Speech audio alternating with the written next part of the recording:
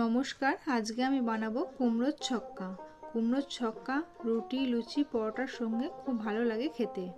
প্রথমে আমি কুমড়ো লম্বা লম্বা করে কেটে নিয়েছি, আলু একটু ডুমো ডুমো করে কেটে নিয়েছি, আর একটা আমি মশলা বানিয়ে নিচ্ছি। নিয়ে নিলাম 1 চামচ গোটা ধনে, 1 চামচ গোটা জিরে আর 1 চামচ মৌরি।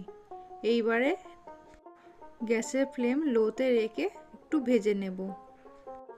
ভাজা হয়ে গেলে ঠান্ডা করে গুঁড়ো করে নেব।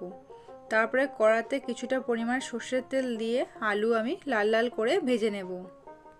আলু এখন খুব ভালো করে ভাজা হয়ে গেছে। আলু এখন তুলে রাখলাম। তারপরে ফোড়নে দিয়ে দিলাম তেজপাতা, শুকনো লঙ্কা আর একটু 5 ফোড়ন। এবার একটু ভেজে নেব। তারপরে দিয়ে দেব কুমড়ো এখন একটু ভেজে নিচ্ছি। কুমড়ো এখন ভাজা হয়ে গেছে, প্রায় নরম হয়ে এসেছে। এবারে কুমড়োগুলো এক সাইড করে মাঝখানে দিয়ে দেব আদা আর কাঁচা লঙ্কার পেস্ট।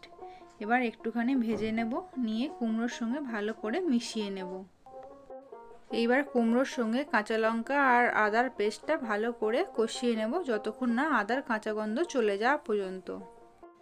এখন খুব ভালো করে কষানো হয়ে গেছে, আদার কাঁচা গন্ধ চলে গেছে। এবারে দিয়ে দেব হলুদের গুঁড়ো 1 চামচ, জিরের গুঁড়ো 1 চামচ, ধনের গুঁড়ো 1 চামচ। এইবারে সমস্ত মশলা ভালো করে মিশিয়ে নিচ্ছি কুমড়োর সঙ্গে। তারপরে দিয়ে দিলাম ভেজে রাখা আলু আর ছোলা আমি সারা রাত ভিজিয়ে রেখেছিলাম। এইবার কুমড়ো, আলু আর ছোলা ভালো করে কষিয়ে নিচ্ছি। ছোলা আর আলু সেদ্ধ হওয়ার পরে দিয়ে দিলাম লবণ আগে দিয়ে দিলে কুমড়ো তাড়াতাড়ি নরম হয়ে যাবে, আলু আর ছোলা সেদ্ধ হবে না। এইবার দিয়ে দেব 1 চামচ চিনি।